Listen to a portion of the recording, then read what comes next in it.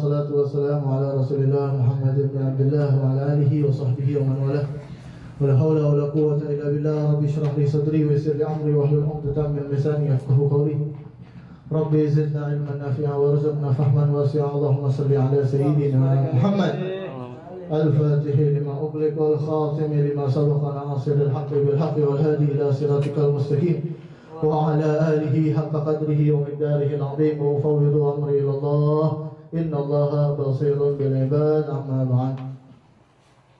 Alhamdulillah, puji syukur kehadirat Allah Subhanahu wa taala yang masih memberikan nikmat kepada kita semua, nikmat sehat walafiat, nikmat panjang umur, nikmat iman dan Islam, yang mana pada malam hari ini Allah masih mentakdirkan kita untuk hadir ke majlis ilmu, ke majlis ta'lim, yang mana mudah-mudahan dengan hadirnya kita di sini dosa-dosa kita diampuni oleh Allah Subhanahu wa taala, dan kita mendapatkan ilmu yang berkah, yang manfaat dunia akhirat. Amin amin ya rabbal alamin. Alhamdulillah, pada malam hari ini pembahasan daripada kitab Al-Yaqutun Nafis yang biasanya dikaji ataupun diisi oleh saya punya kakak ipar, yaitu Al-Habib Ahmad Farhan, cuma beliau lagi berhalangan. Jadi ya semua-muanya aneh sekarang yang ngebahas. Ya, baca maulid pun anak, semua-muanya pun anak. Tapi nggak apa-apa. Alhamdulillah wa syukurillah. Kalau buat Rasul sallallahu alaihi wasallam nggak boleh kata capek, nggak boleh pernah bilang capek. Lanjut daripada pembahasan kitab Al-Yaqutun Nafis, yang mana pembahasannya masih di bab apa? Tadi kagaknya ya. Masih di bab tentang zakat, yang mana bab zakat kemarin itu sudah dijelaskan ya. Bab zakat yang wajib dikeluarkan, yaitu harta itu yang wajib dikeluarkan itu ada 6 ya. Harta daripada hewan ternak, yang kedua nakdin, emas dan perak, kemudian tumbuh-tumbuhan, dan harta dari hasil perdagangan, kemudian harta dari hasil tambang emas dan perak, yang terakhir yaitu adalah rikas, apa namanya ya Allah, harta karun, harta karun. Kayaknya kemarin Anda punya saudara udah jelasin semuanya ya, tentang syarat-syarat wajib zakatul rikas, syarat-syarat wajib zakatnya harta pendaman ataupun harta karun, dan juga syarat-syarat wajib zakat makdan pertambangan ya, yang mana syarat wajib zakat harta karun yaitu adalah al-madfun fil ardi arba'atun qaumu zahaban wa fiddah ya. Kita kalau dapat harta pendaman ataupun kita dapat harta karun ya, maka itu ada zakatnya ya. Yang pertama yaitu syaratnya yaitu adalah zahaban wa fiddah ya. Harta pendaman tersebut berupa emas dan perak. Kita nemuin emas, kita nemuin perak ya. Kita lagi gali tanah, kemudian kita nemu emas, kita nemu perak, maka itu nanti ada zakatnya ya. Kalau selain daripada emas dan perak, maka nggak ada zakatnya. Antum nemu berlian, antum nemu mutiara, ataupun antum nemu batu akik yang mahal, paling mahal batu akik, karena nggak tahu apa namanya ya. Walhasil nemu ya, permata berlian begitu yang mahal, harganya lebih mahal daripada emas, itu nggak wajib zakat. Tetap ya, yang wajib zakat yaitu adalah emas dan perak. Dan syaratnya juga yaitu adalah harta emas tersebut, pendaman tersebut itu sudah ada dari zaman jahiliyah. Zaman jahiliyah di sini dikatakan bahwasanya zaman wahum min qabli bi'satihi sallallahu alaihi wasallam. Maksud daripada zaman jahiliyah yaitu adalah dari sebelum Nabi sallallahu alaihi wasallam diutus menjadi rasul. Ya, jadi harta pendaman yang kita dapat, ya, harta karun yang kita dapat, ya, apabila itu berupa emas dan perak, maka itu wajib keluar zakat. Dan syaratnya juga harus memang benar-benar harta pendaman dari zaman jahiliyah, dari zaman sebelum Nabi Shallallahu Alaihi Wasallam. Udah dijelasin kayaknya semuanya kemarin ya. Jadi tentang zakat harta itu ya udah dijelasin dari awal sampai akhir. Kemudian masih ada lagi, ya, ini masih ada lagi zakat yang insya Allah kita bahas pada malam hari ini, yaitu zakatul badan. Nah, ini penting nih. ya, zakatul badan atau sama dengan zakat fitri, zakat fitrah, ya, zakat fitrah. Ini yang pastinya kita lakukan setiap tahun. Yang mana zakatul badan, waktu sama zakatul fitr, ya, zakatul badan atau dinamai dengan zakat fitr, ya, yang lebih kita kenal zakat fitri, ya, yang kita laksanakan ketika di bulan suci Ramadan, di bulan suci Ramadan. Yang mana zakatul badan ini faedahnya, fadilahnya itu luar biasa. Zakat fitrah ini itu fadilahnya luar biasa. Bahkan dikatakan bahwasanya puasa suci Ramadan yang kita udah lakuin nih, itu nggak akan diterima sama Allah Subhanahu wa Ta'ala kalau kita nggak mau ngeluarin zakat.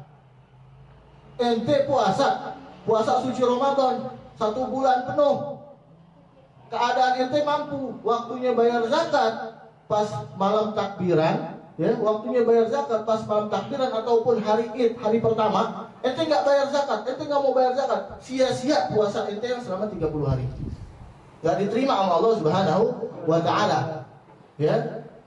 Percuma aja buat apa puasa kalau nggak mau zakat. Ini saking hebatnya daripada fadilah zakatul fitr. Makanya sampai-sampai dikatakan bahwa sama kayak sholat, ya, sama kayak sholat. Anda pernah baca sholat itu sama zakat itu disandingkan juga sama, ya, saking hebatnya nih zakat, ya. Kemudian zakatul fitr itu sama zakatul fitr, waktu sama zakatul fitr, ya, dinamakan zakatul fitr.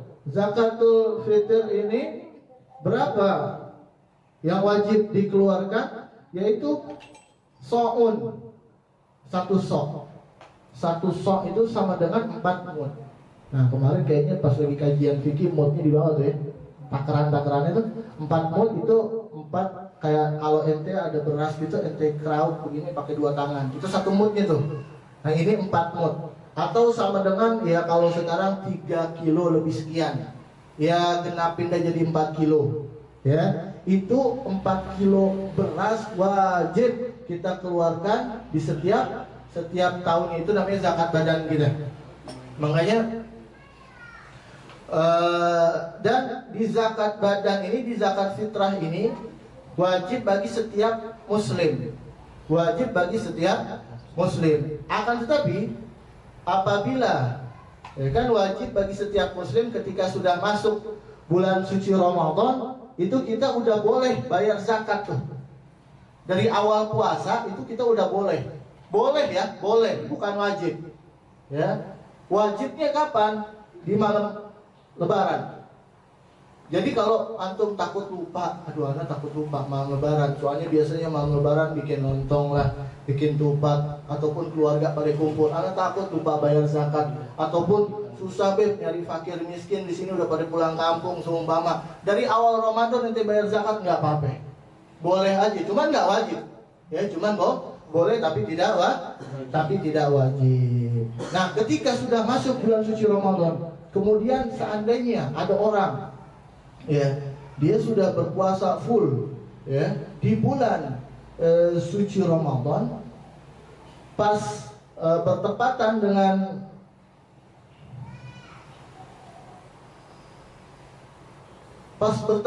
di malam takbiran, dia kagak ada umur, dia mati, ini dia puasa full, dia masuki bulan suci Ramadan. Maka di sini dikatakan bahwasanya, ya, yajibu ala muslimin al-mudrik juz'an min Ramadan wa juz'an min Syawal, ya. Zakat fitrah ini wajib bagi setiap muslimin yang dia mendapati sebagian daripada bulan suci Ramadan dan dia mengalami hari raya Idul Fitri, ya.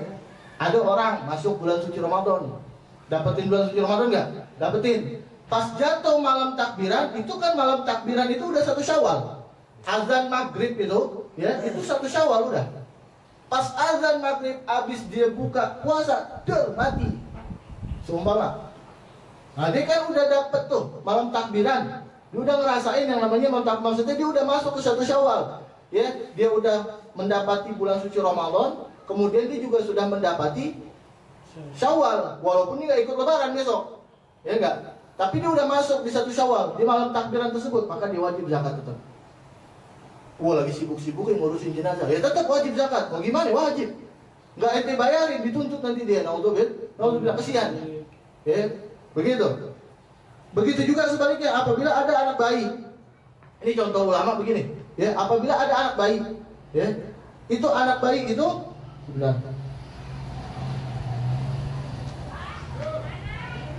Beda halnya apabila ada orang melahirkan di malam takbiran. Kalau tadi kan mati, ya.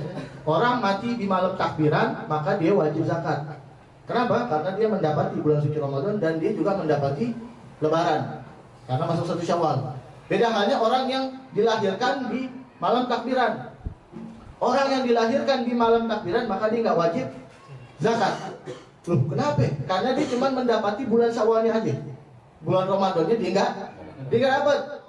Ya enggak, bulan Ramadannya dia nggak dapat, kecuali dia lahirnya sebelum masuk Syawal, di tengah-tengah Ramadan. Ya, di tengah-tengah Ramadan dia lahir. Ya enggak, kita ini punya istri lahiran di Ramadan, itu baik, ngalamin bulan suci Ramadan, umurnya panjang sampai Lebaran. Dia ngalamin puasa Ramadan, walaupun nggak puasa ya, baik. Dia ngalamin puasa Ramadan, dia ngerasain Lebaran juga sama ente. Ya, maka itu baik, wajib ente keluarin zakat. Wajib ente keluarin zakat. Dan paling afdolnya keluar zakat yaitu adalah ba'dal fajar. Ya. Paling afdolnya nih. Jadi selama ini kan kita tahunya paling afdol bayar zakat itu di malam takbiran ya. Ya, padahal paling afdolnya kita bayar zakat yaitu adalah ba'dal fajar, setelah fajar dan sebelum sholat Id. Jadi di tanggal 1 Syawal nih, itu paling afdol tuh. Ya, habis azan subuh, Allahu Akbar, as-salatu khairum minan naum, itu udah kelar azan, itu wajib afdol tuh bayar zakat. Sebelum ente pergi ke masjid sholat Id, itu di situ afdol. Ya, cuman kan kepepet tuh waktunya antara fajar sama Id, ini kan sebenarnya luas aja waktunya, cuman nyari fakir miskinnya kemana kan gitu. Ya enggak, ya jadi kalau bisa buat mendapatkan keafdolan tersebut, ya alhamdulillah bagus. Kalau semua takut nggak ketemu sama orang yang wajib menerima zakat, ya udah kita ambil jauh-jauh harinya aja, nanti malam takbirannya ataupun di hari-hari sebelumnya, di awal Ramadan. Jelas ya, paham ya? Kemudian jadi itu paling afdolnya. Jadi bayar zakat itu ada waktu afdol, ada waktu makruh, ada waktunya haram. Waktu afdol, waktu yang dibolehkan tadi itu masuk puasa Ramadan boleh, nggak wajib tapi ya. Wajibnya Lailatul Id, di malam Id, di malam Lebaran. Afdolnya di setelah fajar sampai sebelum kamu sholat Id. Ya, setelah azan subuh dan sampai kamu sebelum sholat Id, ya sekitar dari jam 5 sampai jam 7 berarti. Itu paling afdol. Dan juga makruhnya membayar zakat yaitu ketika setelah sholat Id sampai tenggelamnya matahari. Habis sholat Id, ya habis sholat Id tanggal 1 nih, Lebaran nih, ya Lebaran tuh lagi ngider ke tetangga-tetangga, itu sebenarnya masih boleh tuh bayar zakat, ya batas waktunya sampai maghrib, ya tapi makruh hukumnya, makruh itu adalah hal yang nggak didemenin sama Allah Subhanahu Wa Taala. Kalau bisa jangan dah. Masa iya sih ente waktu Lebaran orang-orang pada senang-senang, orang-orang ente sibuk bagi-bagiin beras. Udah deh, maksudnya ya udah, gue Lebaran, gue pengen senang-senang sama keluarga, gue pengen kumpul, gue pengen tenang sama keluarga. Udah bayar zakat dari sebelumnya biar tenang, biar kewajibannya udah dilaksanain semua. Setelah azan maghrib di hari 1 Syawal, setelah azan maghrib itu hukumnya haram. Ya, hukumnya haram. Jelas ya? Jadi ada waktu afdol, ada waktu dibolehkan, ada waktu afdol, ada waktu makruh, dan ada juga waktu yang diharamkan oleh syariah. Jadi nggak boleh kita bayar zakat berarti jatuhnya udah malam 2 Syawal, karena setelah maghrib. Hari Lebaran pertama setelah maghrib, malamnya besoknya udah Lebaran kedua, ya enggak? Itu udah kagak boleh tuh yang namanya bayar zakat, karena haram di situ deh. Ya. Kemudian jadi wajib kita bayar zakat fitrah itu 4 mud atau ya sama dengan kita genapin aja 4 kilo, dan dengan menggunakan beras yang benar-benar ya layak. Jangan menggunakan kita zakat dengan beras yang nggak layak. Layak sama nggak layaknya gimana ya, kita takar sendiri. Ya, kita biasa makan beras di rumah, kan makanan pokok kita beras ya. Enggak, makanan pokok kita beras. Kita biasa makan di rumah pakai beras yang harga berapa? Seumpama saya biasa di rumah makan nasi pakai beras yang harga 12 liter, 12.000. Ini ngepleng kan udah 12.000 per liternya. Ya udah, ente wajib zakat, keluar zakat beras yang seharga 12.000 juga. Lebih dari 12.000 bagus. Jangan di bawahnya. Jangan di bawahnya. Walaupun yang harga 11.000 ya masih bagus, Beb. 11.000 itu ya masih berkualitas lah. Ya masih bagus lah. Tetap nggak ini aja, kayak nggak pantas aja gitu. Ya kayak nggak pantas aja. Jadi yang harus kita keluarkan yaitu beras sesuai apa yang kita makan. Kita makan berasnya yang harga segitu, ataupun kan beras itu kan banyak merek ya. Ada merek ini, ada anak nggak tahu merek beras itu. Ya, ada merek ini ya. Kita biasa makan seumpama ada beras merek kurma. Kita biasa makan nasi pakai beras merek kurma. Ya, yang kita zakatin juga sama. Ya, yang merek pun ya Allah cuma 4 liter doang, atau enggak 4 kilo doang setahun sekali. Jangan kita pakai beras yang udah berkutu. Ya, itu nggak boleh. Ya, kita nggak boleh keluar zakat dengan beras yang udah kutuan ataupun beras yang udah rusak. Karena kan beras tuh kalau udah rusak tuh mengkuning, ataupun berasnya basah. Itu beras kalau basah itu jadinya jelek, rusak. Ya, nggak boleh. Harus benar-benar berasnya yang bagus, yang layak, yang baik. Yang kita kasih itu sesama saudara Muslim. Ya, bukan orang yang najis, tapi sesama saudara kita. Mereka juga pengen merasakan yang namanya hari raya. Dan keluar zakat itu harus berbentuk di sini min ghalibi qutil balad, harus berbentuk makanan pokok. Makanan pokok di setiap negara masing-masing. Kalau kita Indonesia, makanan pokoknya beras. Ya, di Arab Saudi sana ataupun di daerah-daerah Arab sana itu ada sebagian yang makanan pokoknya itu gandum. Ya, ada juga yang makanan ya macam-macam. Ya, yang Anda tahu cuma gandum doang sih, antara beras dengan gandum aja. Ya, padahal di sini disebutkan banyak biji-bijian. Di sini ada kacang, ada tamar, kurma.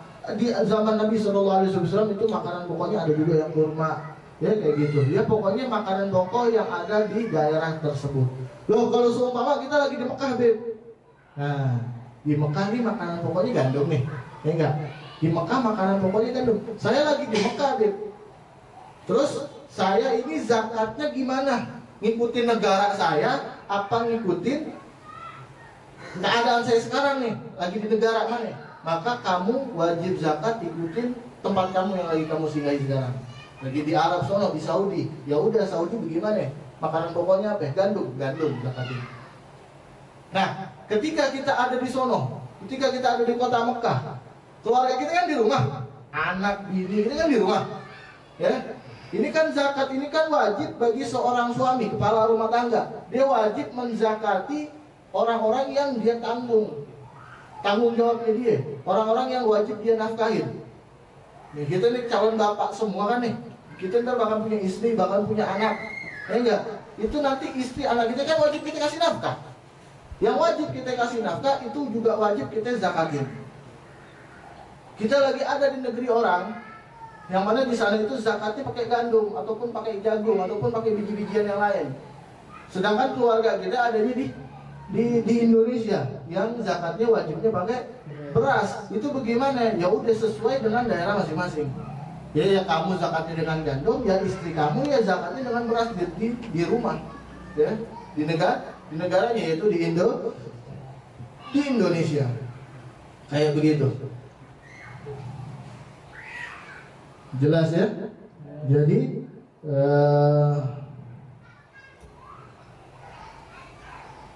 wajib bagi seorang kepala rumah tangga itu memberikan daripada zakat, membayarkan zakat keluarganya, membayarkan zakat keluarganya. Di dalam kitab fikih itu dikatakan bahwasanya ada yang wajib kita nafkahin, tapi nggak wajib kita zakatin. Wajib kita nafkahin, wajib, tapi nggak wajib kita zakatin. Contohnya apa? Kita ada orang, jangan kita deh, ada orang gitu, ya, seorang laki-laki, dia punya istri, istrinya kafir. Kafir nggak boleh keluar zakat. Zakat itu wajib ala kulli muslimin, wajibnya buat orang yang muslim. Nanti seumpama ada orang punya istri, istrinya kafir, anaknya ikut emaknya, ikut kafir juga. Ini dia sebagai bapak, sebagai suami, ini dia wajib kasih nafkah buat anak bininya, walaupun anak bininya kafir. Tapi ketika lebaran, ketika waktunya bayar zakat fitrah, ya dia nggak wajib lagi untuk keluar zakat fitrah. Kenapa? Ya karena orang kafir, anak bininya orang kafir, dia nggak wajib keluarin zakat.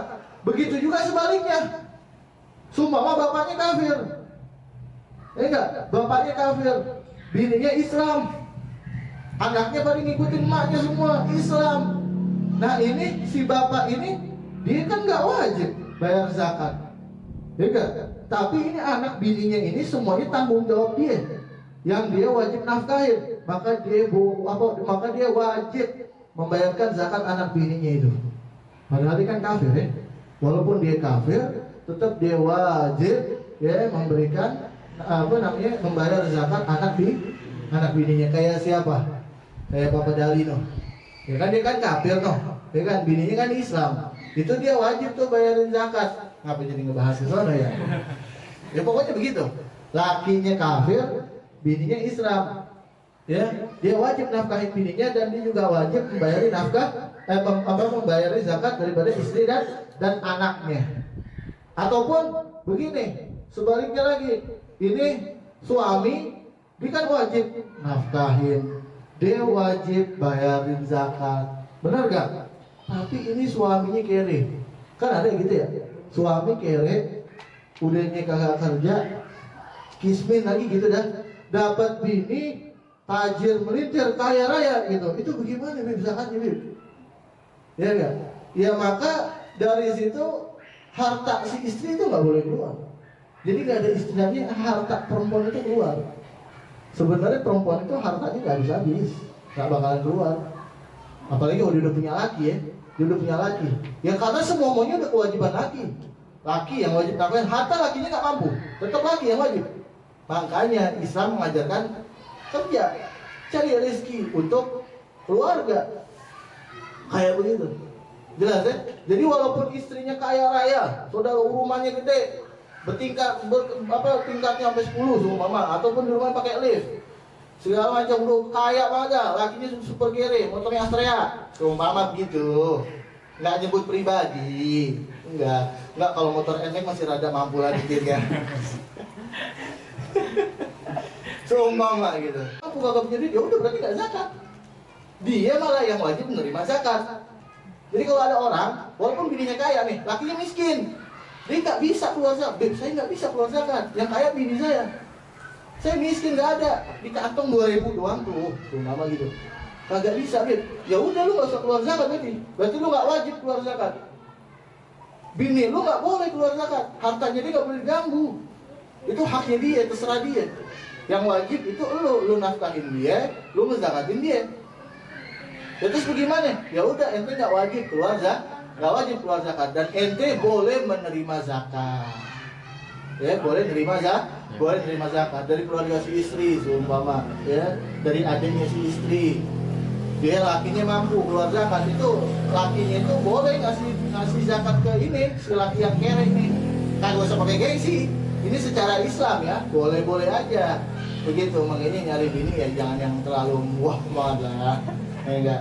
Ini pada kebanyakan jomblo pada begitu sih. Cari udah yang ala kadarnya aja ya. Yang ala kulihal. Enggak usah pakai hebring. Ya, jadi jelas ya. Ya, walaupun si istri kaya, si suami miskin, maka dia nggak wajib keluar zakat. Ataupun Yang wajib si suami ini di dalam rumahnya ataupun di dalam rumah tangganya itu yang dia tanggung nafkahnya, seumpama ada istri, ada anak 2, udah 3 deh ya, ada emak, ada bapak lagi 5, tambah ada pembantu 6, ada 6 seumpama ya. Dik, saya kalau emang semua tanggungan saya 6 orang, 6 kali 4 berapa kilo tuh? 24 kilo 24 kilo beras, Dik. Sedangkan saya ini sekarang ketika waktu lebaran ini saya cuma mampu buat bayarin 3 orang. Yang wajib dia bayarin zakat ada 6.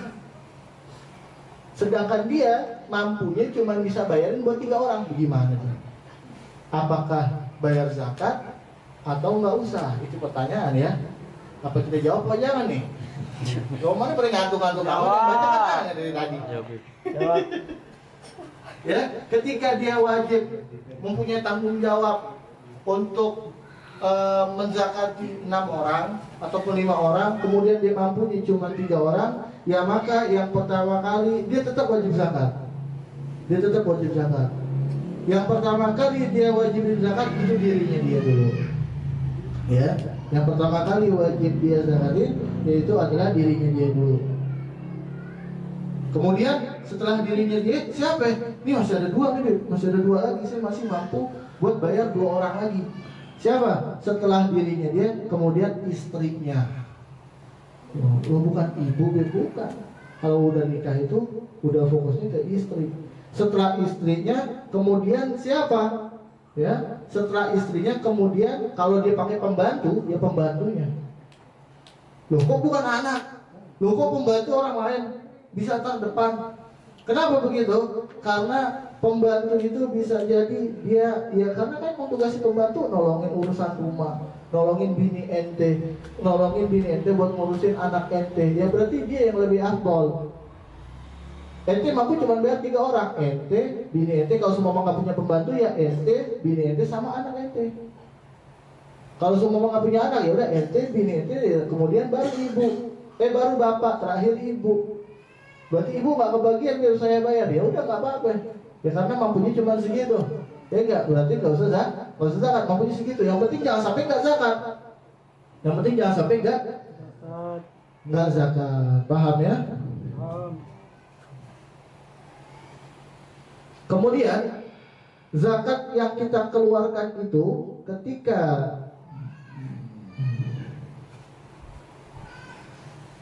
zakat yang kita keluarkan itu di sini dikatakan bahwasanya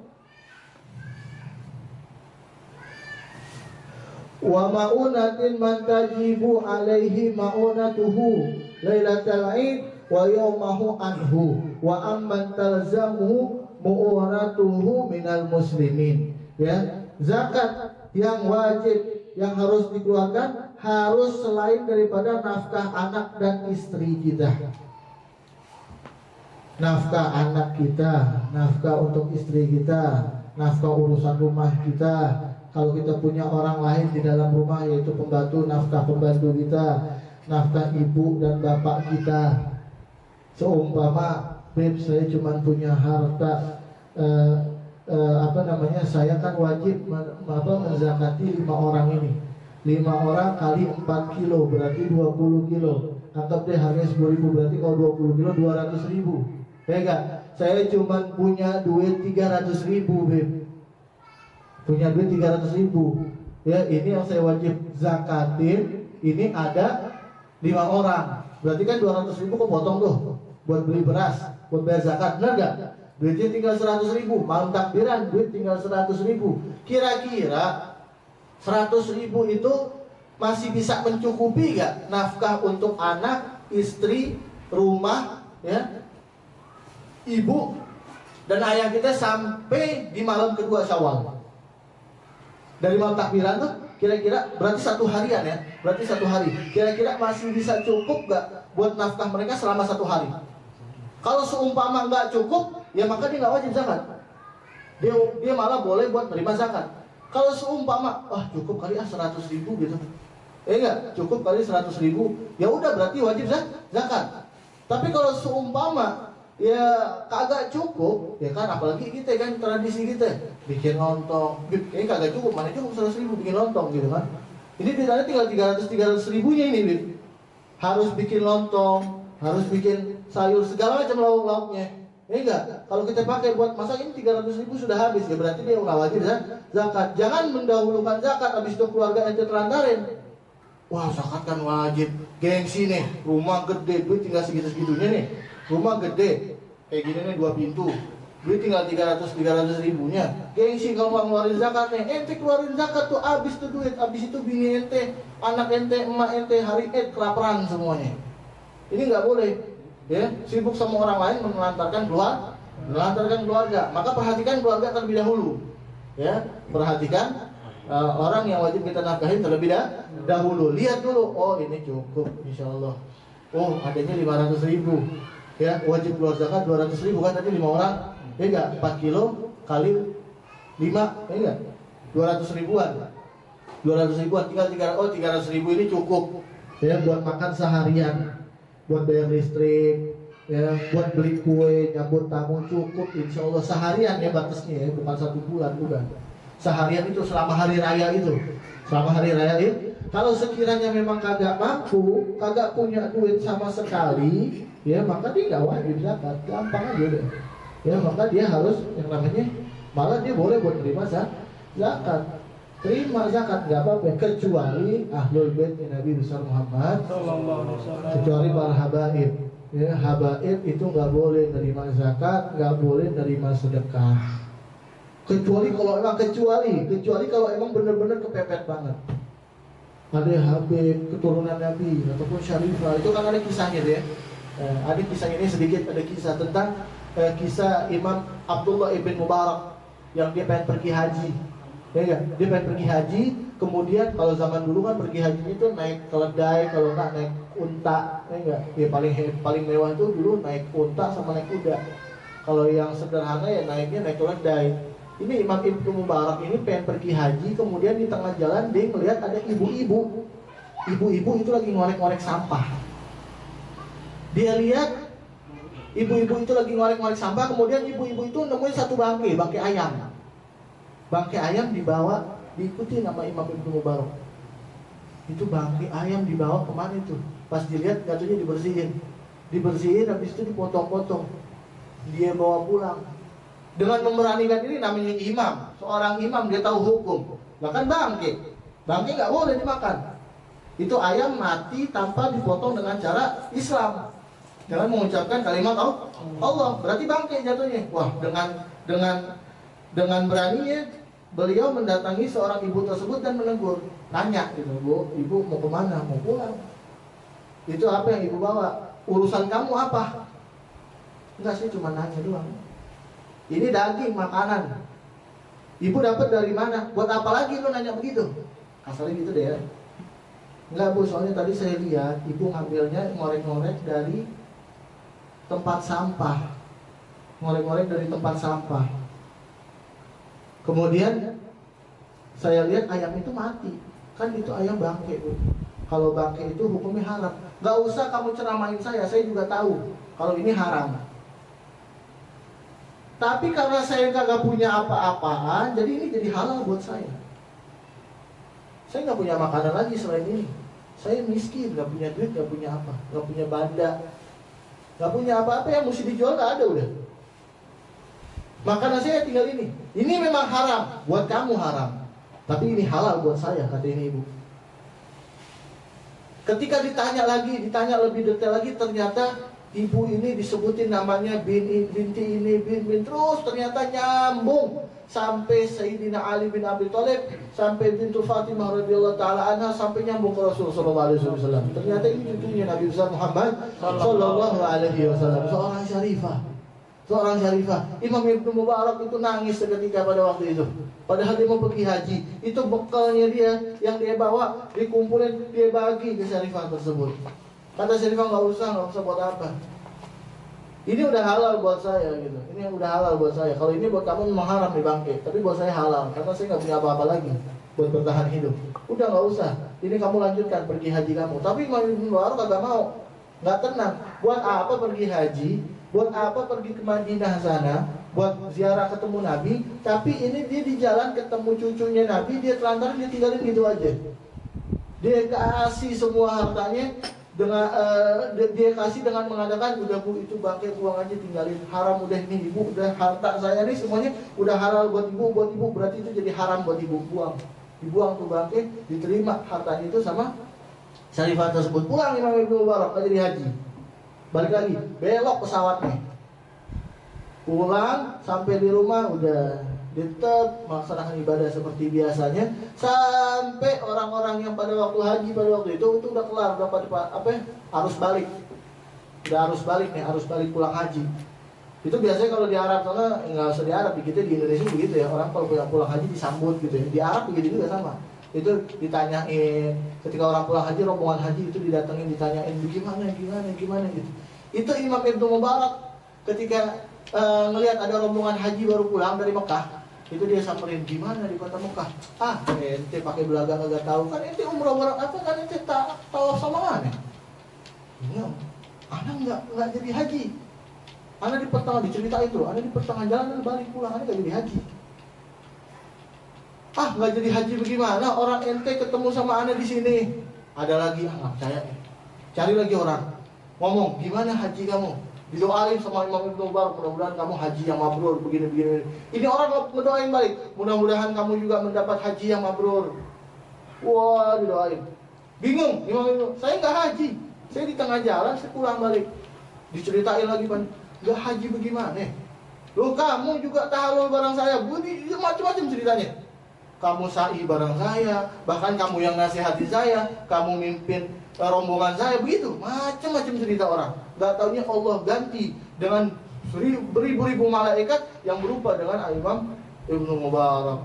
Ya, hajinya yang tadinya harus jadi 1 kali mabrur, ini dia beribu-ribu kali hajinya menjadi mabrur. Ini adalah keistimewaan membantu daripada orang yang miskin, orang yang susah. Jadi kalau ada orang susah, orang kebutuhan, itu jangan ditolak. Makanya Walid Habib Abdurrahman Sigaf, Walid tahu kan? Walid Habib Abdurrahman Sigaf, Bukit Duri. Itu beliau nasihatin murid-muridnya, aduh, kalau ada orang minta-minta, kalau bisa jangan ditolak deh. Mau dia pengamen, mau dia tatoan, mau dia nggak sholat dulu, jangan pikir nggak sholatnya dulu. Ingat, dia itu hambanya Allah, udah kasih aja. Takutnya Nabi Khidir. Nabi Khidir itu emang berupanya seperti ulama begitu. Kagak, udah banyak uji cobanya di zaman Nabi Musa, bahkan di zaman para habaib itu udah banyak uji cobanya. Di zaman Habib Soleh Tanggul itu udah banyak. Ada kan tuh kisah, ada seorang muhibbin datang ke Habib Soleh, Beb, saya pengen ketemu sama Nabi Khidir. Ya udah, nanti besok kesini. Itu banyak tuh ceritanya. Katanya diduduk di situ, pas dilihat cuma ada orang pakai copang camping. Ah, masih Nabi Khidir begini. Terus Nabi Soleh keluar, Nabi Soleh tanya, tadi ente udah ketemu Nabi Khidir? Belum ada yang datang. Tadi ada yang datang di sini.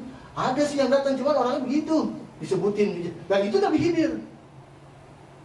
Nabi Khidir memang begitu. Makanya Walid Habib Abdurrahman Sigaf itu ngasih tahu, nasihatin begitu. Kalau bisa, kalau ada orang minta-minta, aduh jangan ditolak deh. Ya kita kalau nggak bisa ngasih banyak, ya kasih secukupnya. Ya mas saya kasih 2.000 berat, enggak, ataupun belum nggak punya duit sama sekali. Ya udah, kasih dengan senyuman. Itu Nabi ngajarin. Kita nggak bisa ngasih dia, jangan kita usir, jangan kita bentak, apalagi kita bentak, jangan. Apalagi kita bentak, jangan. Karena dengan kita menyakiti orang, ngemis-ngemis begitu, itu pintu rahmat selama 10 hari, ya 10 hari itu rumah kita ketutup dari rahmatnya Allah Subhanahu Wa Taala. Naudzubillah, itu malaikat rahmat nggak mau datang selama 10 hari. Naudzubillah, summa naudzubillah min dzalik. Makanya kalau ada orang minta-minta, orang butuh itu, ya kasih walaupun sedikit, ataupun kita nggak punya harta, nggak punya duit, kasih dengan senyuman. Itu adalah istimewanya, kehebatannya daripada bersedekah, berzakat, ataupun membayar zakat dari zakat fitrah. Jelas ya, jadi paham ya. Jadi zakat fitrah yaitu wajib kita keluarkan setahun sekali di hari raya Idul Fitri. Ketika masuk 1 bulan suci Ramadan, maka itu kita sudah dibolehkan untuk mengeluarkan daripada zakat fitrah, ya. Dan afdolnya dan wajibnya di malam Lailatul Aid, dan afdolnya itu di antara waktu fajar di hari Lebaran pertama sampai sebelum kita sholat Id. Dan setelah sholat id sampai maghrib itu hukumnya makruh. Setelah daripada maghrib di hari kedua, maka itu adalah hukumnya haram. Jelas ya sampai di sini ya. Mudah-mudahan sedikit yang Allah sampaikan bisa dimengerti dan bisa manfaat buat diri kita, buat kita semuanya dunia akhirat. Amin amin ya rabbal alamin. Ihdinas siratal mustaqim. Wa'afu minkum. Wassalamualaikum warahmatullahi taala wabarakatuh.